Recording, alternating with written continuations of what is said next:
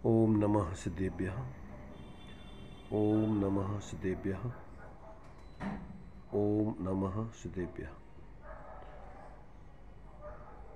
मंगलम भगवान वीरो मंगलम गौतमोमुनि मंगलम कुंद कुंदाद्यो जैन धर्मोस्तु मंगलम सर्वमंगल मांगल्यम सर्वकल्याणकारकं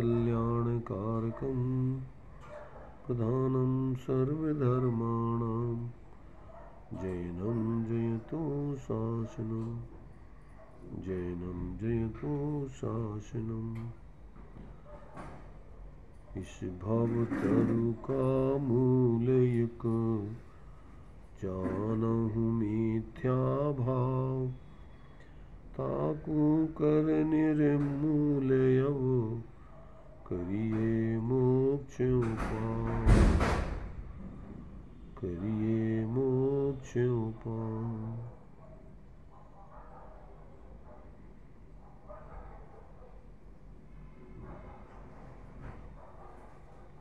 विषय अपना उभयाभास के स्वरूप को समझने का चल रहा है। थोड़ा सा विषय बाकी रह गया है। वैसे तो अपनी चर्चा हो चुकी है और थोड़ा सा विषय उसका जो है विशेष रूप से अंत में उपसंहार के रूप में है। तो यहाँ भी अपन ने चर्चा की थी कि जो उभयाभासी जीव है वो दोनों नयों के स्वरूप को यथार्थ तो समझता नहीं है।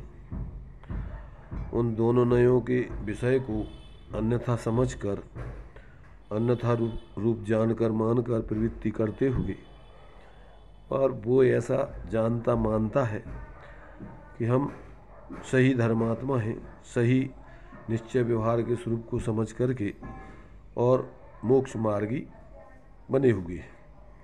परंतु वो सब अज्ञान है, उसका मिथ्या ज्ञान है, भ्रम है। दोनों नयों का विषय उसने सही समझा नहीं है। न निश्चय का विषय उसने सही समझा और न व्यवहार का यथार्थ विषय समझा। इसलिए दोनों नयों का आभासी बन कर के और वो प्रवृत्ति कर रहा है और भ्रम से अपने को दोनों नयों का ज्ञाता और सच्चा मोक्ष मार्गी मान करके जी रहा है। तो अब ऐसे जीव की यहाँ पर जो जानकारी दी जा रही है कि वो कैसा मानता है और कैसे प्रवृत्ति करता है, तो उसके भ्रम को जो है यहाँ पर बताया जा रहा है कि कहाँ उसका भ्रम है, कैसा स्वरूप मानता है वो, वास्तव में ऐसा है नहीं। तो अभी अपना यहाँ पर प्रकरण अंत में चल रहा था कि कोई ऐसा माने कि सोपयोग है सो शुद्धोपयोग का कारण है। तो जैसे असोपयोग छूटकर सोपयोग होता है, वैसे सोपयोग छूटकर शुद्धोपयोग होता है। ऐसे ही कार्य कारणपना हो, ऐसे ही कार्य कारणपना होगा मतलब अगर सोपयोग शुद्धोपयोग का कारण हो और शुद्धोपयोग उसका कार्य हो, ऐसा अगर कार्य कारणपना हो तो कहते हैं यहाँ पर सोपयोग का कारण असोपयोग ठहरे। फिर जब अगर तुम पूर्व के व्यवहार को या परिवर्तन को आगे के परिवर्तन का कारण मानोगे तो फिर अनादिकाल से जीव अज्ञानी मिथ्या दृष्टि तो है ही, और उसके जीवन में परमार्थ से तो एक प्रकार से पर माने आध्यात्मिक दृष्टि से जब तक वो सम्यक दृष्टि नहीं बनता तब तक उसके सोपयोग होते ही नहीं है। जैसे नाचार्य कहते हैं कि वास्तव में चौथे गुण स्थान से सोपयोग चालू होता है। जहाँ से उसको शुद्धोपयोग प्रारंभ होता है वहीं से फिर वास्तव में उसका सच्चा सोपयोग होता है। इसके पहले तो एक प्रकार से संसार का कारण सब असोपयोग ही है, परंतु व्यवहार में शुभ असोपयोग जिससे जो लौकिक दृष्टि से सुगति कहते हैं है तो वो परमार्थ से सब दुर्गति चतुर्गति है, आत्मा के हित में नहीं है, दुख रूप ही है चारों गतियाँ। इसलिए दुख रूप जो है वो सुगति नहीं हो सकती। सुगति तो एक आत्मा स्वाश्रित मोक्ष गति ही है, पंचम गति ही है, बाकी सब चतुर्गति दुख का कारण बदलाया है। पर व्यवहार में अपने लिए मनुष्य स्वर्ग आदि को सोपयोग का फल या अच्छा माना जाता है। तो यहाँ पर उस दृष्टि से भी कहते हैं कि ये जो सोपयोग है अगर उसका शुद्धोपयोग का कारण होवे तो फिर कहते हैं असोपयोग को सोपयोग का कारण मानना पड़ेगा।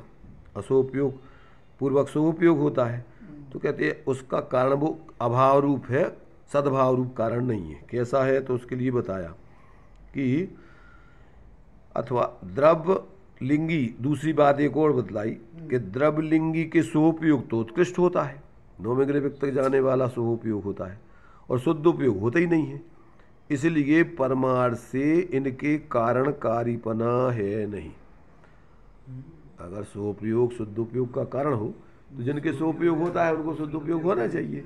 और फिर मुनिराज तो एकमात्र अपनी आत्माराधना के लिए उसी रूप में जीते हैं। तो कहते जो द्रव्यलिंगी मुनिराज हैं उनके सोपयोग तो बहुत होता है परंतु शुद्ध उपयोग होते ही नहीं। इसलिए परमार्थ से वो सोपयोग शुद्ध उपयोग का कारण नहीं है। इसलिए परमार्थ से इनके कारणकारीपना है नहीं। अब उसमें कैसे है कैसे नहीं तो खुलासा करते हैं। तो रमल जी साहब, जैसे रोगी को बहुत रोग था पश्चात अल्प रोग रहा तो वह अल्प रोग तो निरोग होने का कारण है नहीं। इतना है कि अल्प रोग रहने पर निरोग होने का उपाय करे तो हो जाए, परंतु यदि अल्प रोग को ही भला जानकर उसको रखने का यत्न करे तो निरोग कैसे हो। उसी प्रकार कसाई जीवों के तीव्र कसाय रूप असोपयोग था पश्चात मंद कसाय रूप सोपयोग हुआ तो वह सोपयोग तो निक कसाय शुद्धोपयोग होने का कारण है नहीं। सामान्य रूप से तो जीव को अनंत बार ऐसा सोपयोग असोपयोग होता रहा पंच परावर्त, इसलिए वो सोपयोग शुद्धोपयोग का कारण तो है नहीं। इतना है कि सोपयोग होने पर शुद्धोपयोग का यत्न करे तो हो जाए, परंतु यदि सोपयोग को ही भला जानकर उसका साधन किया करे तो शुद्धोपयोग कैसे हो। इसलिए मिथ्या दृष्टि का सोपयोग तो शुद्धोपयोग का कारण है नहीं। और यहाँ पर मुख्य रूप से आभासी जीवों का, जिसने सोपयोग को ही उपादेय मोक्ष मार्ग का मोक्ष और मोक्ष का कारण मान लिया तो कहते हैं ऐसा मिथ्या दृष्टि का आभासी जीव का तो सोपयोग शुद्धोपयोग का कारण बनता नहीं। परंतु यहाँ कहते हैं कि अगर वो सोपयोग को ही भला जान करके उसका साधन करे तो उसको शुद्ध उपयोग होने का आगे का सवाल ही नहीं है। इसीलिए मिथ्या दृष्टि का सोपयोग तो शुद्ध उपयोग का कारण है नहीं। जिसने उसमें धर्म बुद्धि कर ली है, मोक्ष मार्ग का कारण उसको यथार्थ मान लिया तो कहते उसको तो शुद्ध उपयोग होने का सवाल ही नहीं होता है। अब रह गया सम्यक दृष्टि। तो सम्यक दृष्टि को सोपयोग होने पर निकट शुद्ध उपयोग प्राप्त हो। क्यों कि सम्यक दृष्टि सोपयोग को क्या है हे जानता है, परमार्थ से सहचरभूत है, इसलिए वो उसकी मजबूरी है गुणस्थान प्रमाण, तो उसको वो भेद विज्ञान पूर्वक हे जान करके ही प्रवृत्ति करता है। उसमें धर्म बुद्धि से मोक्ष मार्ग का मूल कारण वो नहीं जानता, पर ये तो आभासी तो उसी को मोक्ष मार्ग का कारण जानकर उसी का उपाय रखता है और शुद्ध उपयोग की तो इसको खबर ही नहीं है। इसलिए ऐसे जीवों को नहीं है। सम्यक दृष्टि को ऐसा होता है। सम्यक दृष्टि तो कहते हैं इसलिए मिथ्या दृष्टि को तो सोपयोग शुद्ध उपयोग का कारण है नहीं। सम्यक दृष्टि को सोपयोग होने पर निकट शुद्ध उपयोग प्राप्त हो, ऐसी मुख्यता से कहीं सोपयोग को शुद्ध उपयोग का कारण भी कहते हैं, ऐसा जानना। तो इस भ्रम में तुम सोपयोग को शुद्ध उपयोग का कारण नहीं जान लेना। मैंने वो जो है सम्यक दृष्टि की अपेक्षा कहा है, क्योंकि वो क्रम से अशुभ से छूटकर मध्य शुद्ध सोपयोग में आकर के फिर शुद्ध उपयोग में जाता है। तो उसके लिए कदाचित वो कारणकारीपना उपचार से कहा भी जाता है पूर्वजर की अपेक्षा, परंतु वास्तव में तो वो कारणकारीपना उसमें लागू होता नहीं है, ऐसा समझना। तो जो लोग इस सोपयोग में ही, जो तो चूंकि उभयाभासी है तो निश्चय में ना तो उसने अपने द्रव्य स्वभाव को देखो द्रव्य और द्रव्य स्वभाव, इसमें बहुत भ्रम है लोगों को। द्रव्य तो शुद्धाशुद्ध पर्यायों का पिंड है, और द्रव्य स्वभाव शुद्धाशुद्ध पर्याय से कथनचित भिन्न। क्या है?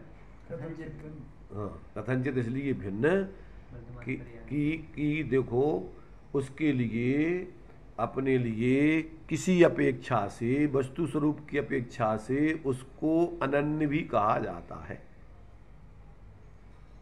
द्रव्य बिन पर्याय न, पर्याय बिन न द्रव्य, दोनों अनन्य रहे सदा, यह बात जिनमन ने कही। तो कथनचित भी अनन्य भी है। द्रव्य स्वभाव और पर्याय स्वभाव वस्तु स्वरूप की अपेक्षा से अभेद है। कोई सर्वथा प्रदेश भेद है, वस्तु भेद तो है नहीं उसमें। उसी प्रदेशों में जहाँ पर पर्याय हो रही है वहाँ पर सामान्य ध्रुव स्वभाव भी विद्यमान है। तो अब वो ध्रुव स्वभाव कथनचित जो है, अपन बोलते हैं गुणपना ध्रुव है, एक रूप रहता है, और पर्याय अध्रुव है। परंतु वो पर्याय किसकी है भाई? पर्याय किसे कहते हैं? गुणों के परिणमन को अथवा द्रव्य के परिणमन को पर्याय कहते हैं। तो गुण का परिणमन माने वो गुण और वो द्रव्य ही तो उस पर्याय में व्याप रहा है सामान्य से। कौन व्याप रहा है? तो उस अपेक्षा से वो अनन्य है। तो सर्वथा तुम उस पर्याय को अतद्भाव रूप भेद होने पर तुमने उसको अत्यंत भाव रूप भेद मान लिया, वस्तु भेद मान लिया। वो तो भाव भेद है। एक ही वस्तु के ये दो अंग हैं, नित्यपना और अनित्यपना, और तुमने वस्तु से एक दोनों को अलग अलग कर दिया। इसका नाम आभास है। तो कहते भाई समझो वो विवक्षा दूसरी है। और जो लोग अपने को, जो अभिनिश्चयभाषी क्या करता है, अपने को सर्वथा शुद्ध मान लेता है, पर्याय में ही मान लेता है सिद्ध समान।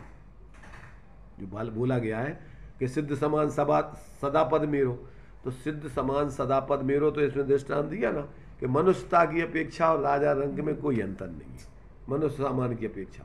परंतु अमीरता और अमीरी और गरीबी की अपेक्षा भी अंतर नहीं है क्या? और भावों की अपेक्षा भी अमीर ही जैसा अनुभव जीवन जीता है, गरीब ही जैसा जीता है। भले ही मनुष्य की अपेक्षा समान है भी। हाँ, उस गरीब मनुष्य में भी अमीर बनने की सामर्थ्य है, अगर वो उपाय करे तो बन सकता है। ऐसे ही जो मिथ्या दृष्टि है वो भी वास्तव में क्या बन सकता है? अमीर बन सकता है, सम्यक दृष्टि बन सकता है, मोक्ष मार्गी बन सकता है, मोक्ष प्राप्त कर सकता है, सिद्ध हो सकता है। अब ये न तो सर्वथा सिद्ध समान, जैसा वो राजा है सब प्रकार से, वैसे ही मैं भी ये हूँ राजा समान। तो तू तो अभी भूखों मर रहा है, परेशान हो रहा है। तो पर्याय में तो तू महादुखी है, अभी तेरे कर्मों का संयोग, शरीर का संयोग, राग द्वेष रूप में परिवर्तन चल ही रहा है। तो अब इसने मान लिया अपने को सर्वथा सिद्धों के समान। इसने भाव भेद तो द्रव्य स्वभाव और द्रव्य में तो सब कुछ है। शुद्ध पर्याय भी है, गुण अनंत भेद, गुण भेद भी उसमें देखे जाते हैं, और उसमें अभेदपना भी, द्रव्य सामान्यपना और विशेषपना दोनों वस्तु में है। दोनों क्या है? वस्तु के अंग हैं, उसके बिना वस्तु होती नहीं है। तो ये जब तक इसका कॉन्सेप्ट वस्तु स्वरूप का स्पष्ट नहीं हो तब तक बहुत भ्रमित हैं लोग। अच्छा, वो गुण स्थान तो देखो अपने लिए पर्याय अपेक्षा से गुण स्थान बताए हैं, और द्रव्य अपेक्षा से जो निगोद में सो ही मुझ में सो ही मोक्ष में जा। तो इसने कहा मान लिया कि हमें क्या करना गुण स्थानों से? गुण स्थान तो हमसे भिन्न है, वो द्रव्य स्वभाव से भिन्न है, और उसने द्रव्य से भिन्न मान लिए।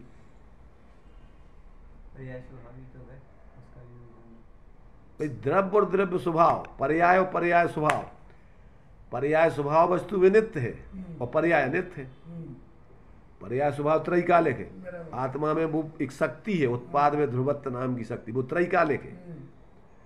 प्रति समय नई नई पर्याय उत्पन्न होते रहने वाली शक्ति, और प्रति समय होने वाले पर्याय वो अलग है। तो ऐसे पर्याय स्वभाव नित्य है और पर्याय अनित्य है। पर्याय स्वभाव नित्य, हाँ, और द्रव्य स्वभाव नित्य है और द्रव्य नित्यानित्य है। इसलिए जो 80 भी गाथा में प्रत्यंसा जी है, ये द्रव्य से भी समान, गुण से भी समान, पर्याय से भी समान। जैसे भगवान जान रहे हैं वैसे मैं भी जान। वो दूसरी विपक्ष ली है इनमें टोडरमल जी ने। अच्छा। कि तेरा भी पर्याय से सिद्धों के अरहंतों जैसा परिणमन करने का स्वभाव है। हाँ। तो वो तेरे लिए ऐसा पहले निर्णय करना कि अगर तेरा पर्याय स्वभाव ऐसा नहीं हुआ तो तू अब फिर कैसे बनेगा उस जैसा। तो पर्याय स्वभाव ही तेरा नहीं जैसा होने का है, पर है अभी वर्तमान में, कमजोरी। ये गलत। और फिर उसके लिए पुरुषार्थ ही नहीं करना, क्या वो क्या करना, बस ठीक है। पर्याय में भी समान हो गए तो खत्म। और भूम का अनुसार उसके लिए बाहर में निवृत्ति लेके प्रयत्न करना, हाँ। और उसके लिए फिर पूर्वचर व्यवहार तेरे लिए उपयोगी है अभी, बहुत जरूरी। क्यों उसके बिना तो तेरी पात्रता नहीं पकेगी। तेरे जीवन में अभी स्वच्छंदता चल रही है, उच्छृंखलता चल रही है, खान पान में तेरे लिए कोई विवेक ही नहीं है, और तेरे लिए अभी अपने माने संसार दुख रूप लग ही नहीं रहा है, और संसार से पार होने का तुझे भाव नहीं है, तो तेरे लिए फिर कैसे पर्याय में विशुद्धता बन करके वो पात्रता बनेगी तेरे लिए सम्यक की। बहुत भ्रम है भाई, अब करें क्या, पर आचार्यों किसी के बस की नहीं है। खुद की बुद्धि समझने की हो, खुद नेता बन करके खड़ा नहीं हो गया हो, और कहे भैया अभी तो हम कहाँ खड़े हैं, गणधर देव भी अपने को क्या मानते हैं, पामार दीनहीन, हाथ जोड़े खड़े रहते समूसण पे। और ये इसने थोड़ा बहुत शिविर अटेंड कर लिए, कुछ पढ़ा लिया, और यद बता कहीं का कहीं अपने सीख लिया, और बस बन गया, विद्वान बन गया, खड़ा हो गया, या त्यागी बन गया, और त्यागी बन करके हो गया नेता। अब हम बस हो गए, जैसे बनारसी दास जी ने, अब हम मुनि हो गए, अब हम मुनि हो गए, अब हमारा कछु परिग्रह है नहीं है, सब छोड़ ही दो। और तेरा मूल परिग्रह तुझे पता ही नहीं है कि अंदर में तेरा जो परिग्रह हो थे वो तो तुझे ध्यान ही नहीं है। मिथ्या परिग्रह तो कुछ लेना देना नहीं। नहीं है, लेना देना भी है उसका, निमित्त नैमित्तिक संबंध है, सर्वथा ऐसा नहीं है, परंतु तूने उसी को सब कुछ मान लिया, बाहर की परिग्रह का त्याग को। तो आचार्य फिर उसके लिए तो आचार्य कुंद कुंदेव अष्टपहाड़ वगैरह में कहते हैं कि बाहर से तो नग्न सप्तरियां जो नार की सब नग्न नहीं है, ये तो कपड़े वपड़े पहनती नहीं है, नार की त्रियं से अधिक देह से सब नग्न है, सच्चे समर्थ तो है वही जो भाव से भी है। तो अब तुझे तो ये हो से नहीं है कभी। अब ये बहुत जो है अंदर से संतुलन की जरूरत है, और किसी देखो दूसरों को देखने की जरूरत नहीं है, कौन क्या कर रहा है दूसरों को नहीं देखना। यार इसमें तो ये रहे कि हमने जो गलतियां बताई, दोष बताए, तो तू अपने में देखना निकालना, और दूसरों में ऐसे दोष हो तो उनको देख के दम्भ करके और उनके प्रति दुर्भाव मत करते रहना, तो तेरा ही है। तेरा बहुत बुरा होगा। ये घटित भी करता है दूसरों गलती। चलिए, तो यहाँ तक तो पुण्य साथ पढ़ लिया था पहले, अब देखिए तथा ये भी आगे ये भी पढ़ लिया था। वो तो जितने बार पढ़ो उतने बार आपको उसके कितने कितने दृष्टिकोण होते हैं, जिन जिन दृष्टिकोणों से खोलेंगे उतने उतने दृष्टिकोणों से खोलेंगे। तुम सोचोगे हमने पढ़ लिया एक बार, ऐसा एक बार में काम नहीं चलता है। एक बार आत्मा देख लिया तो एक बार के देखने से काम नहीं चलेगा, उसी को देखते ही रहना है, देखते ही रहना है, और देखते ही रहना है, और उससे दृष्टि हटे ही नहीं, ये काम करना है। अब तो हमने देख लिया एक बार, बस अब क्या करना है। कछु लोग ऐसा भ्रम है कि हम तो बस हमने तो कर लो, पहले हम तो होगा मैं सम्यक दर्शन, अब अभी के बाद हमें क्या करना है, सम्यक दर्शन होगा मैंने होगा। सम्यक दर्शन हो जाने के बाद तो और जिम्मेदारी बढ़ जाती है। पंडित रवींद्र जी के पास कोई पहुंचा कि साहब हमें सम्यक हो गया, ये अच्छी बात है कि आगे चलो, सम्यक हो गया तो अब आगे संयम की आराधना करो, अब और भीतर आगता बढ़ाओ, होगा तो बस होगा, कर्तव्य हो गएगा। अगर तुम्हें सम्यक होगा तो अच्छी बात है, तो अभी तुम्हारी जो नींव भरी गई मकान की, बस हो गया, देने कहाँ है, मकान में देने, एक नींव में देने हैं तुम्हें भाई। वो तो सम्यक दर्शन तो नींव है मोक्ष महल की, जड़ है पेड़ की, सम्यक दर्शन तो फूल है, पर अब ऊपर तुम्हें फल तो लगेंगे ऊपर ना। तो अब तुम्हारा ने चारित्रम खलु धम्मो दंसण मूलो धम्मो, धर्म का मूल सम्यक दर्शन है, और धर्म मूल में साक्षात चारित्र है, साक्षात धर्म, सुख शांति तुम्हें उसमें मिलना है। तो अब तुम कृत हो गए अपने को बस, और वो भी भ्रम से तुम्हें हो जाते तो तुम कहते ही नहीं, क्योंकि जहाँ सुख की कणिका जगी तो अब इतनी सुख में तुम तो संतुष्ट हो जाओगे। और वो सुख की कणिका तो जब मोक्ष का लक्ष्य रख करके तुमने स्वरूप की आराधना की है, तो तुम्हारे लिए वो सम्यक दर्शन होगा। और तुम्हारा मोक्ष का लक्ष्य ही नहीं है तो तुम्हें सम्यक दर्शन हो ही नहीं सकता, तुम्हें पूरा वस्तु स्वरूप का ज्ञान ही नहीं है।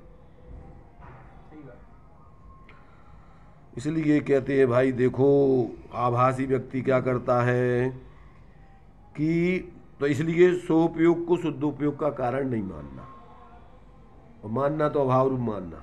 और अगर कहीं कहा है तो सम्यक दृष्टि की अपेक्षा कहा है, आभासियों की अपेक्षा, भ्रमित लोगों की अपेक्षा नहीं कहा है, क्योंकि उसने तो उसी में क्या है धर्म बुद्धि कर ली, इसलिए उसको तो आगे बढ़ने का सवाल ही नहीं।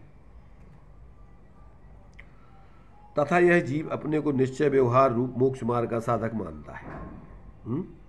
क्या मानता है? निश्चय व्यवहार रूप मोक्ष मार्ग का साधक मानता है। वहां पूर्वोक्त प्रकार से आत्मा को शुद्ध माना, पूर्वोक्त प्रकार से माने आत्मा को सर्वथा शुद्ध जाना, सिद्ध समान अपने को जाना माना, श्रद्धान किया। क्या किया? तो यहाँ कहते हैं कि अपने को कैसे मानता है निश्चय व्यवहार मोक्ष मार्ग का साधक?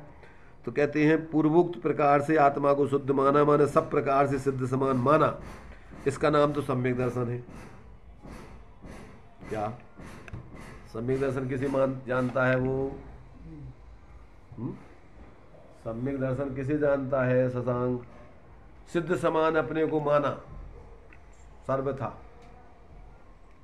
द्रव्य स्वभाव से नहीं, सर्वथा अपने को सिद्ध समान माना। तो क्या हो गया? ये हो गया उसको निश्चयाभास सिद्ध। ऐसे आत्मा जो है सर्वथा शुद्ध है ही नहीं, हाँ, ये मानना सम्यक दर्शन, जानना सम्यक ज्ञान, और विचार कर लेना सम्यक चारित्र। निश्चयाभासी की तो बात चल रही है। ये तीनों सम्यक, इसको निश्चय का सम्यक दर्शन ज्ञान चारित्र मोक्ष मार्ग कैसा मानता है कि सर्वथा अपने को शुद्ध माना तो सम्यक दर्शन हुआ, और वैसे ही अपने को जाना तो सम्यक ज्ञान हुआ, और वैसे ही विचारों में परिवर्तन किया तो सम्यक चारित्र हो गया। निश्चय रत्नत्रय, ये निश्चय, और यहाँ पे विचारों में संतुष्ट हो, ये तो स्थिरता है। बार बार उसी का विचार करना, अपने शुद्ध का शुद्ध में उते लीन होना है, और यहाँ बार बार उसी का विचार करते रहो तो होगा सम्यक चारित्र। इसलिए तो शुद्ध की बातें करो तो तुम तो लगत है कि हाँ तुम धर्म की बातें कर रहे, और शुद्ध की बातें नहीं करी तो समझ लो कि तुम अभी व्यवहाराभासी हो। और इसमें भी अभी शुद्ध का तुम्हें ठिकाना नहीं है। द्रव्य स्वभाव की तुम अकेले द्रव्य स्वभाव से शुद्ध हो, और तुम्हें पर्याय में शुद्ध होना है, और उसका तुम्हें विवेक ही नहीं है। वो कहते हम है ही नहीं है, हम तो वो द्रव्य स्वभाव हैं, पर्याय स्वभाव तो हम है नहीं। और जो पर्याय स्वभाव की को है?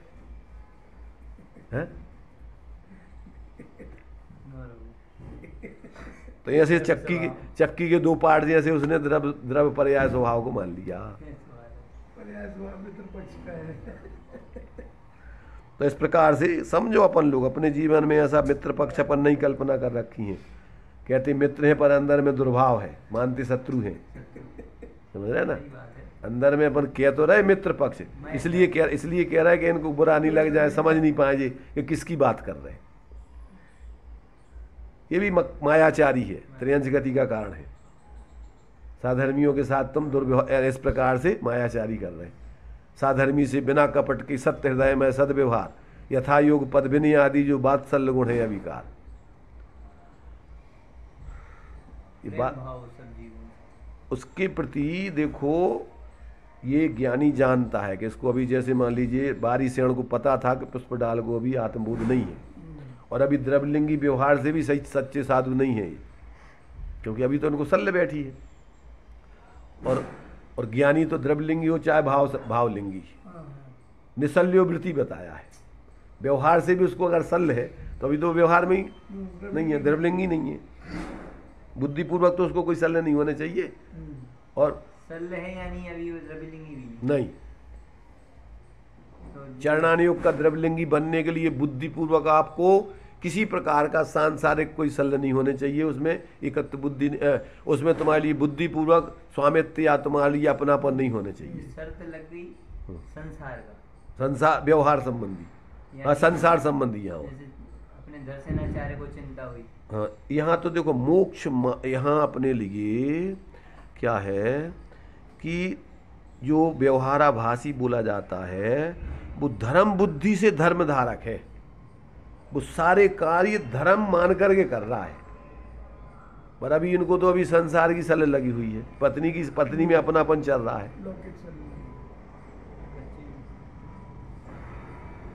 परमार्थ से तो निसल्यो जब तुम्हें सम्यक्त हो जाएगा, और जब तुम्हारी दो चौकड़ी कसाय का अभाव हो जाएगा तब आप निसल्ल बन पाओगे। क्यों? क्या उस जाति के तुम्हें विकल्प ही नहीं है। हाँ, पर व्यवहार में भी जब नोम ग्रीवक तक जब जाओगे, बुद्धिपूर्वक तुम्हें पत्नी का त्याग हो गया, माने हो गया। अब पत्नी हमारी है ही नहीं व्यवहार से, तो अभी तो वो पत्नी है हमारी, अंदर में सल्ले बैठी हुई है। एक विकल्प भी मुक्ति मार्ग में बाधक है। वो मुक्ति मार्ग में नहीं, मुक्ति में बाधक है। वो विकल्प अस्थिरता जन्य नहीं। अगर विकल्प है बाधक तो एकत्व बुद्धि वाला विकल्प बाधक है मोक्ष मार्ग में, तब तक तुम्हें सम्यक्त नहीं होगा। और अगर मोक्ष की बात करो तो विकल्प मात्र तुम्हारे लिए मोक्ष में बाधक है। जब तक तुम्हें छोटा भी विकल्प, अबुद्धिपूर्वक का ही विकल्प चलेगा, तब तक मोक्ष नहीं हो पाएगा। बाहुबली भगवान को अबुद्धिपूर्वक वाला जो है उनके लिए जो है वो तो छायक सम्यक दृष्टि थी। तो वो कौन सा विकल्प चल रहा है? एकत्व बुद्धि वाला नहीं, अस्थिरता वाला विकल्प चल रहा है। बार बार वो तोड़ते हैं, बार बार वो विकल्प आ जाते हैं, अस्थिरता चल रही उनकी। बुद्धिपूर्वक, अबुद्धि नहीं, बुद्धिपूर्वक भी अभी उनके विकल्प तो चल ही रहे हैं। अबुद्धि बुद्धि का मतलब ये होता है कि जब मुनिराज ध्यानस्थ होकर के और श्रेणी चढ़ते हैं तो वो 10वें गुण स्थान तक भी जब तक अभी राग है तब तक अभी मोक्ष नहीं होगा तुम्हारा। यथाख्याचारित नहीं होगा तो मोक्ष नहीं होगा। पर यहाँ तो एकत्व बुद्धि वाला विकल्प है मिथ्या दृष्टि को। बाहुबली को एकत्व बुद्धि वाला विकल्प नहीं था, उनको तो अस्थिरता जन्य विकल्प था। और ये भी हो सकता है कि वो अभी आगे गुण स्थान में बड़े भी नहीं हो, चौथे गुण स्थान में ही दीक्षा लेकर के चौथे ही में रहे हो। ऐसा भी है, सही बात। क्योंकि द्रव्य लिंग तो पहले आपको मिथ्यात गुण स्थान में चौथे में अथवा 5वें में आता है। तो वे तो सीधे अभी अविरत सम्यक दशा में थे, तो अब वो चौथे से सीधे दीक्षा ले ली उनने। और अभी दीक्षा लेने की तो इच्छा थी नहीं, क्योंकि जब हमारा राजपाट ये नहीं हमें छोड़ रहे हैं और इनके अधीन होना है तो नहीं होंगे इनके अधीन, हम चाहे दीक्षा ले लेंगे। इनने तुम्हारे सहजानंद बर्णी ने अपने आत्म संबोधन में लिखा है कि हे सहजानंद, अगर तेरी लंगोटी फट जाए तो किसी श्रावक से दीनहीन होकर के मांगना नहीं, चाहे भले ही द्रव्यलिंगी साधु बन जाना। याचना इतना बड़ा पाप है। अरे याचक तो बताइए कि जो है बिनर मर चुके जी नर मांगन जाए।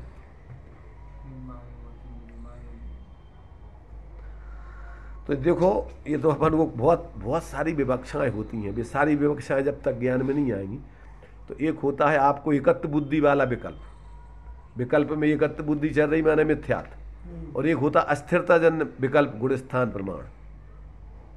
तो वो तो आपका चलेगा जब तक अपन को बुद्धि अबुद्धिपूर्वक विकल्प अस्थिरता वाला, तो चौथे गुण स्थान से लेकर 6वें गुण स्थान तक तो बुद्धि अबुद्धिपूर्वक दोनों विकल्प चलेंगे, और 7वें से लेकर 10वें गुण स्थान तक अबुद्धिपूर्वक के विकल्प चलेंगे।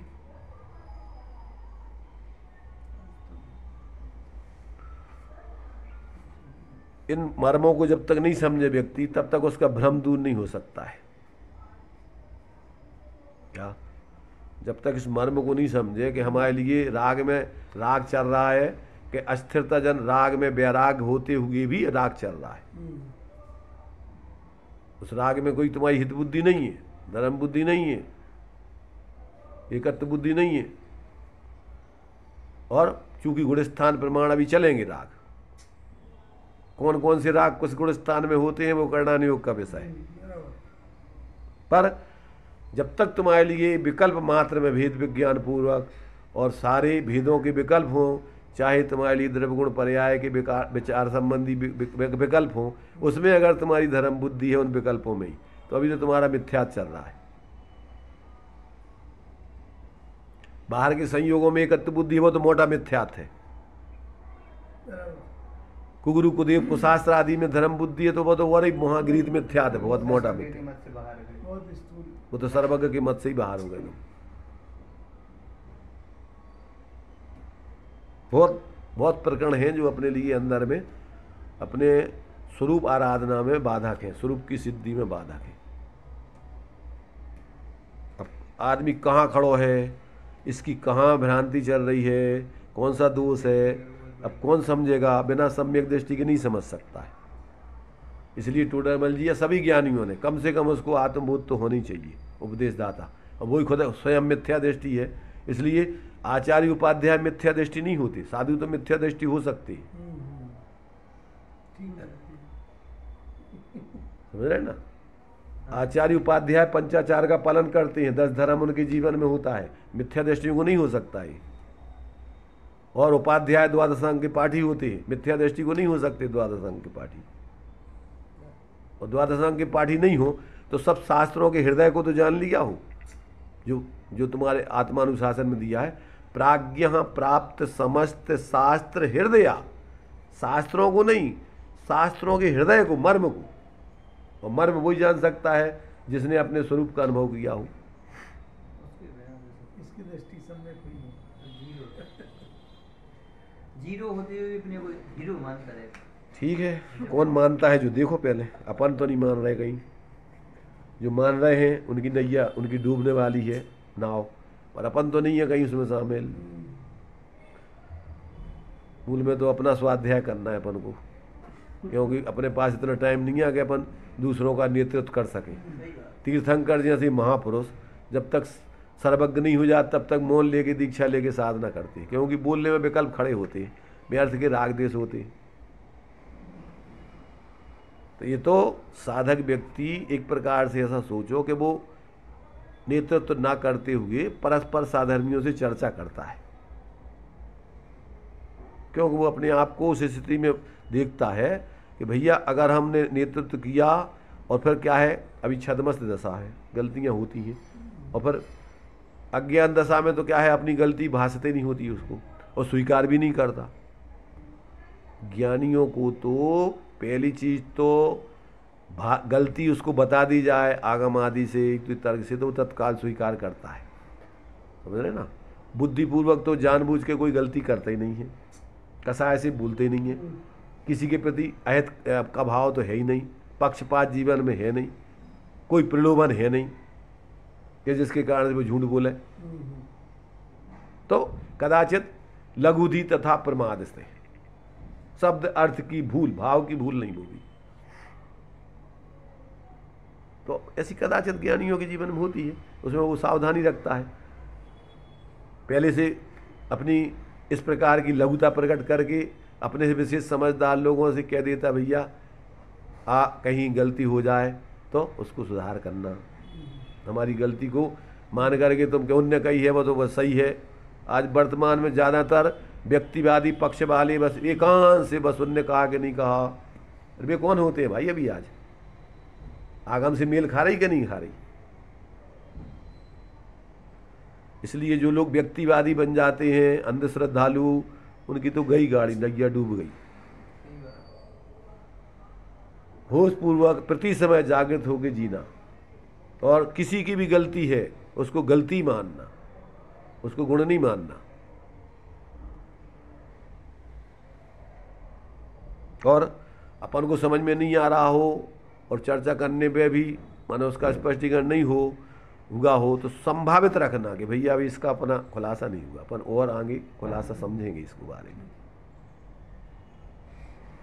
तो ये जो है, ये निश्चय मोक्ष मार्ग तो वो ऐसा मान लेता है कि अपने को सर्वथा शुद्ध सिद्ध समान द्रव्य स्वभाव से और पर्याय स्वभाव से, दोनों से मान करके, और अपने को ऐसा मानना सिद्ध समान सो सम्यक दर्शन, ऐसा जानना सो सम्यक ज्ञान, और बार बार ऐसे शुद्ध का विचार कर लेना सो सम्यक चारित्र। ये हो गया मोक्ष मार्ग निश्चय से। तो कहते हैं इस प्रकार तो अपने को निश्चय रत्नत्रय हुआ मानता है, परंतु मैं प्रत्यक्ष अशुद्ध सो शुद्ध कैसे मानता, जानता, विचारता हूं अपने को। मैं प्रत्यक्ष अशुद्ध, संसारी, रागी द्वेषी, मोही, और सो कहते हैं अपने सो शुद्ध कैसे तू मानता है, जानता है, विचारता है, ये तो बता। ये मोक्ष मार्ग हो गया ना, मानना सम्यक दर्शन, जानना सम्यक ज्ञान, विचारना सम्यक चारित्र इत्यादि विवेक रहित भ्रम से संतुष्ट होता है। तथा अब देखना, व्यवहार सम्यक दर्शन ज्ञान चारित्र किसे मानता है? तथा अरहंतादिक के सिवा अन्य देवादिक को नहीं मानता, वह जैन शास्त्र अनुसार जीवादिक के भेद सीख लेता है, उन्हीं को मानता है, औरों को नहीं मानता, वह तो सम्यक दर्शन हुआ। जो सम्यक दर्शन के 4 लक्षण हैं उनमें से 2 लक्षण यहाँ आ गए। ठीक है। सच्चे देव शास्त्र गुरु का श्रद्धान, 7 तत्वों का श्रद्धान, ठीक है, दोनों आ गए। ये व्यवहार सम्यक दर्शन हो गया।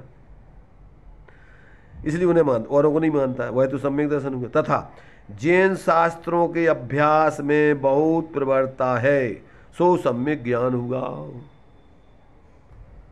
शास्त्रों को खूब पढ़ते रहो, स्वाध्याय करते रहो, नाना प्रकार के ग्रंथ पढ़ते रहो, यही सम्यक ज्ञान हो गया।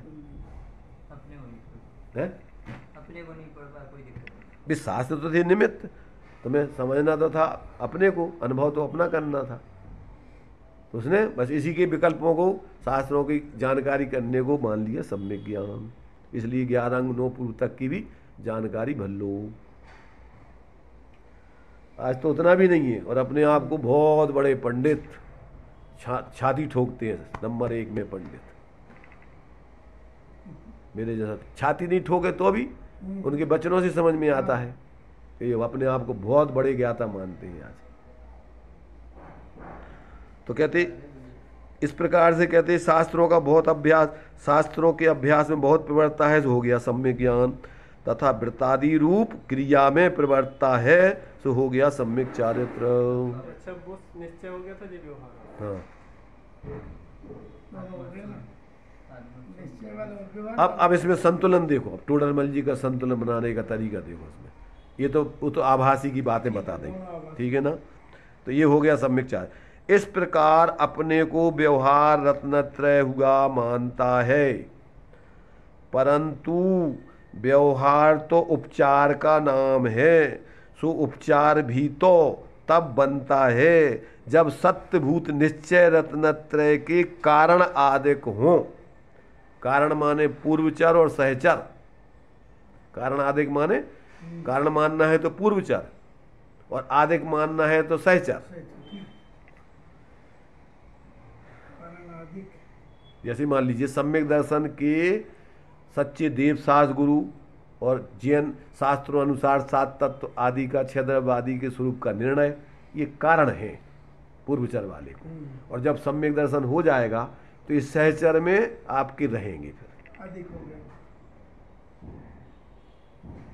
पर अब तुम्हारे लिए सम्यक चारित्र का कारण क्या होगा? सम्यक चारित्र का कारण होगी वृत्त।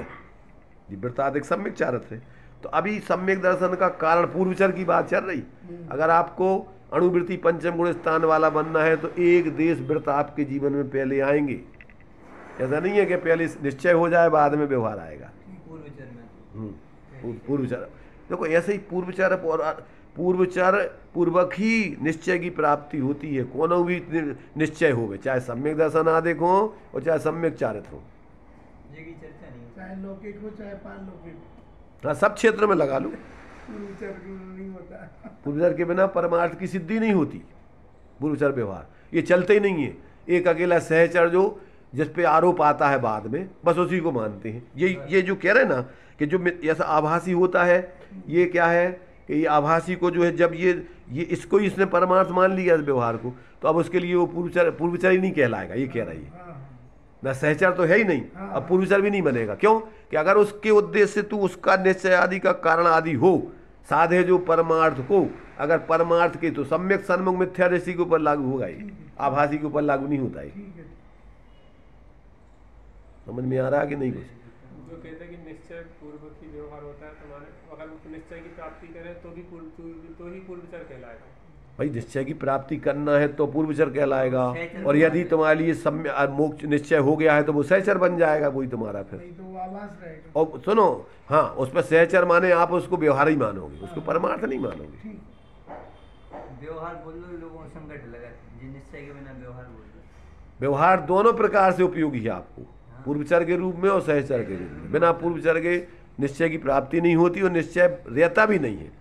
अगर तुम्हारे साथ में महाव्रत आदि नहीं हो तो बताओ 3 चौकड़ी कसाय के अभाव की वितरागता रह सकती है क्या? अगर तुम्हारे लिए एक देश व्रत नहीं हो तो क्या तुम्हारे लिए 2 चौकड़ी कसाय के अभाव की वितरागता हो सकती है? और उत्तरचर व्यवहार क्या कहलाएगा? उत्तरचल हो गया ना यही सम्यक दृष्टि है। सम्यक दृष्टि को उत्तरचर व्यवहार देखो भाई, अभी आपके लिए जो सम्यक दर्शन के लिए आपके लिए सम्यक दर्शन प्राप्त कर लिया, तो अब आपके लिए उत्तरचर है चारित्र, इसके आगे सम्यक दर्शन सम्यक ज्ञान, तो उसके आगे उत्तर आगे है चारित्र। तो अभी चारित्र वो तो प्रकट तो हुआ ये नहीं जो पांचवें गुण स्थान। अरे तो हुआ नहीं, तो ये जो वृत्त लोग है ये उत्तरचर हो गया उसके लिए, सम्यक दृष्टि के लिए क्या। आगे की भूमिकाएं कि तभी तुम्हारी समझ में नहीं आएगा। अब उत्तरचर क्या है? उत्तर माने आगे, हाँ पूर्वचर माने पीछे। ठीक है। तो सही जो चरण जो का- प्राप्त कर लिया वो तो हो गया पूर्वचर का व्यवहार। अब आगे तुम्हें और प्राप्त करना है निश्चय, तो वो उत्तरचर हो गया। और उत्तरचर का व्यवहार क्या होगा? सम्यक ज्ञानी हुए बहुरी दृढ़ चारित्र लीजिए, तो वही चारित्र की अपेक्षा तो है तुम्हारे लिए पूर्वचर, और सम्यक दर्शन आदि की अपेक्षा है उत्तरचर। बताओ। थोड़ा सा और बोल। देखो, जैसे मान लीजिए जिस व्यक्ति को अभी पहली क्लास प्राप्त नहीं की है, पढ़ना है, तो उसके लिए पहले सारी की सारी चीज़ें क्या होंगी? उसको गिनती अक्षर आदि सीखना, ये सब आपके लिए क्या है जी? आपके लिए एक प्रकार से साक्षरता बनने के लिए पूर्वचर है। क्या के लिए? साक्षर होने के लिए पूर्वचर है। ये सब चीज़ें जो तुम्हें पहले पढ़ाई जाएंगी, अक्षर ज्ञान और तुम्हारे से वर्ण माने गिनती आदि का ज्ञान, ये सब गुणा भाग, ये सब तुम्हारे लिए जो है ये तुम्हारे लिए क्या कहलाएगा? साक्षर बनने के लिए पूर्वचर है। अब शिक्षा प्राप्त करने के लिए, शिक्षा प्राप्त माने विषय का ज्ञान करने के लिए अब तुम्हारे लिए क्या होगा? अब यही तुम्हारे लिए कौन सा? ये जो ज्ञान है कौन सा? अक्षर सहित ज्ञान, वही तुम्हारे लिए उत्तरचर माने शिक्षा के लिए उत्तरचर। अब आगे लिए उसको जोड़ना और जोड़ करके शब्द बनाना, और शब्द बना करके उनके उन शब्दों के अर्थ समझना कि ये शब्द ये किस वस्तु को कहने के लिए बनाया गया है। पूर्वचर ही सहचर उत्तरचर बनेगा। तो आगे के लिए उत्तरचर वो बनता जाता, वो तो आगे के परमार्थ ज्ञान के लिए आगे तुम्हारे लिए वही उत्तरचर बन जाएगा। और आगे की भावना जो उत्तरचर। हाँ, तो अब आगे तुम्हें चारित्र ग्रहण करना है, तो अब आज चारित्र ग्रहण करने के लिए तुम्हारे लिए क्या हो जाएगा कि तुम्हारे लिए वृत्तादिक उत्तरचर के लिए हो गए। अब भी उस सम्यक दृष्टि के लिए, सम्यक दृष्टि को प्राप्त करना है, सम्यक चारित्र, तो अब उसके लिए वृत्तादि क्या हो जाएंगे? चारित्र के लिए उत्तरचर हो जाएंगे।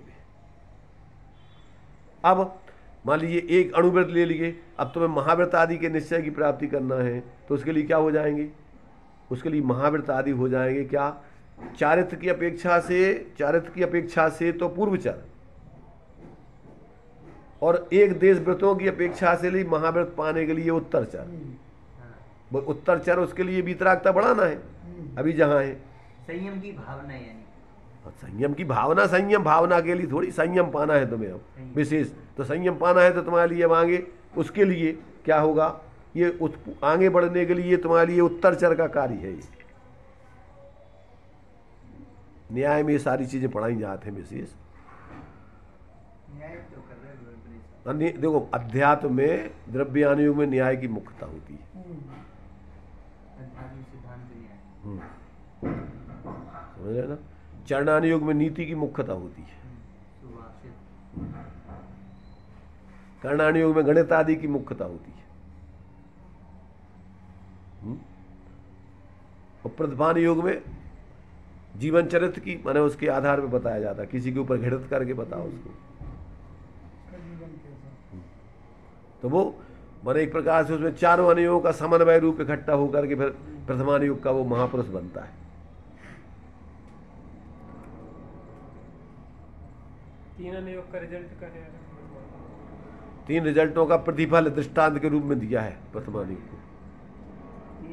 कि ऐसा जीवन में किसके घटित हो रहा है कि देखो ये इनके जीवन में घटित हो रहा है। इन्होंने इस प्रकार से कर्णानुयोग के आधार पर परिणामों को संभाला, कर्म आदि का उपसम क्षय उपसम किया, और द्रव्यानुयोग के आधार पर द्रव्य गुण पर्याय का भेद विज्ञान करके स्वरूप का आश्रय किया। चरणानुयोग के आधार पर बाह्य आचरण आदि करके उनने अपनी आत्माराधना की। तो अब वर्तमान युग के महापुरुष ये बन गए। चारों अंग। तो उनमें उन महापुरुषों की मैंने दृष्टांत के रूप में दिए हैं कि जो तुमने समझा था अब उस किसी के जीवन में घटित हुआ क्या, तो बताना पड़ेगा कि हाँ इनके जीवन में देखो घटित हुआ, इनने ऐसे ऐसे भाव किए थे तो इसका परिणाम ये आया इनको। ये महापुरुष कहलाए।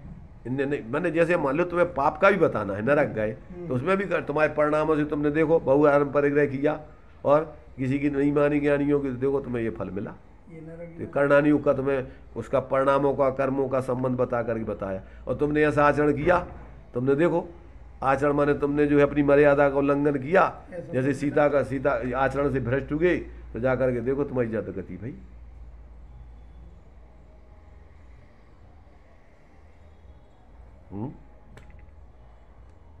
वर्तमान में दुर्दशा, भविष्य में दुर्गति।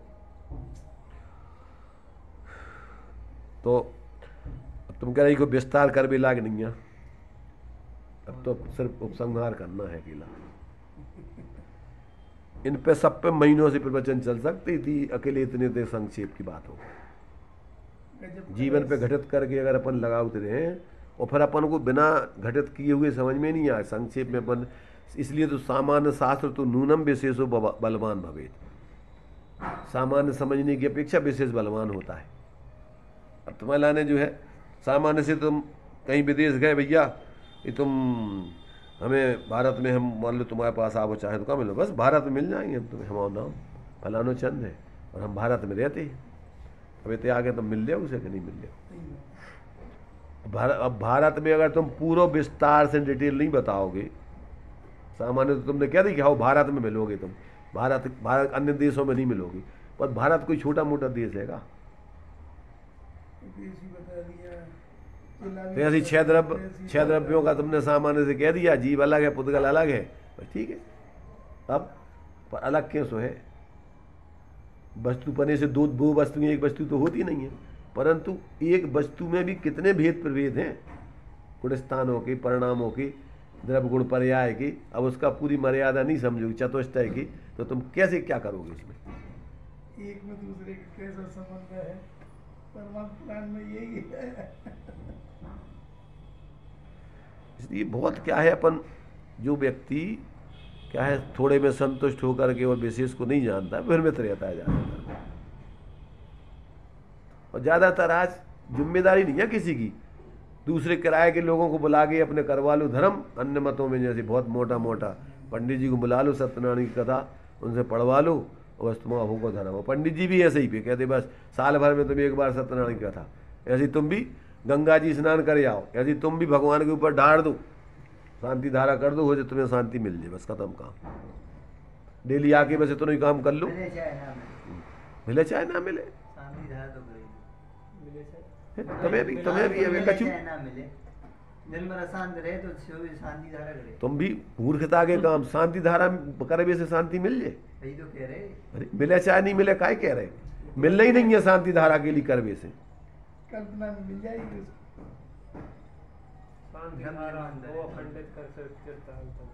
इस शांति जहाँ से पैदा होती है, जब तक उस स्वरूप को समझोगे नहीं, आश्रय करोगे नहीं, तो शांति धारा भगवान की मूर्ति के ऊपर पानी ढारत रहे से मिल जाए शांति धारा, उसे शांति।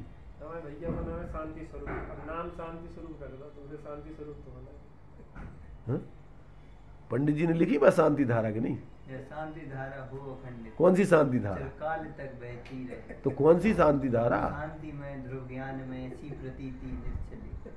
जब जाएगी अब जो बहुत बहुत भ्रमित हैं लोग बेचारे, भोले जीव तो क्या है। और फिर संतुष्टि देखो जोड़वे के लाने कदाचित तुम प्रारंभिक भूमिका में मोटी मोटी कछु बातें बता दो, पर बस उसी वही उतना ही खड़े रहो तुम जिंदगी भर। स्कूल भेजवे के लाने तुमने मिठाई बिस्कुट वगैरह खावे के लाने जो भी दो मिठाई वगैरह केला फल फ्रूट वगैरह, तब तुम जिंदगी भर उनको वही खिलाते रहो, उसमें संतुष्ट, वही खा के यहाँ जाओ स्कूल से।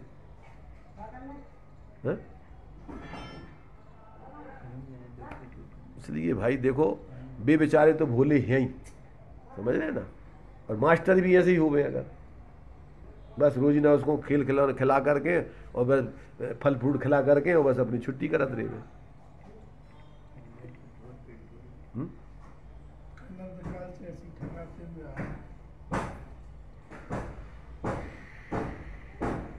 तो यहाँ पर कहती भाई जब ये व्यवहार, ये तो उसको उपचार भी तो तब बनता है कि जब सत्यभूत निश्चय रत्नत्रय के कारण आदिक हो। जलाइन पकड़ने बाद में, जलाइन की पकड़ने में कोई छोड़ नहीं। जो तुम्हारे देखो आराम। श्रीमद जी ने लिखा कि साधे जो परमार्थ को, प्रेरे जो परमार्थ को, वह व्यवहार संबंध, वह व्यवहार सम्मत है मोक्ष मार्ग। बंद करो यार, चलो लेने दो यही कार्यक्रम ना, चलो अब ऐसा ही है उदय इस काल के जीवों के, ऐसा ही है। चलो अब वो भी निकल रहा हो जो भी निकल रहा हो, अपनों तो उपयोग भ्रमित होता है ऐसे में। चलो इतना जितनो है इतना बहुत है, इसमें विचार करना इस पे थोड़ा। चलिए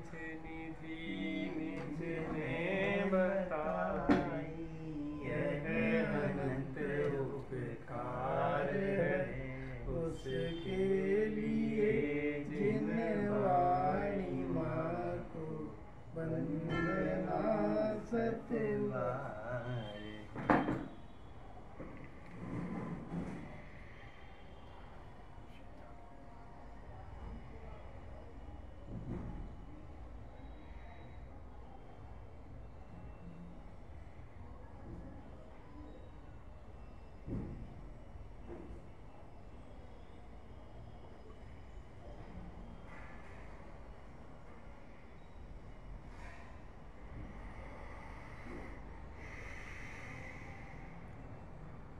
बादशांग जनवाणी माता की पंच परमेष्टि भगवान। मई जिनवाणी माता।